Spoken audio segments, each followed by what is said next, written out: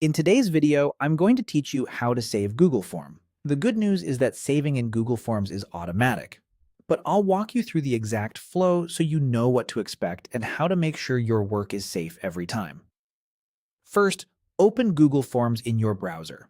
You'll see a dashboard with recent forms and templates. If you already have a form you're working on, select it from the list to open the editor. This takes you into the place where you build and edit questions, and it's also where the autosave magic happens in the background. Inside the editor, you can add new content whenever you need. Look for the plus icon on the right-hand toolbar to add a new question. Clicking it creates a fresh question block right on your form. By default, new questions often start as multiple choice, but you can switch the type using the drop-down next to the question title. Choose multiple choice when you want respondents to pick one option. Select checkboxes if respondents should be allowed to choose more than one option. Use drop-down to show a compact list that expands when clicked, which is great for longer option sets. And pick paragraph when you want a longer, open-ended response.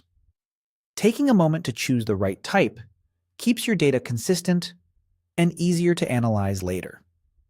Now type your question text and, if needed, enter answer choices.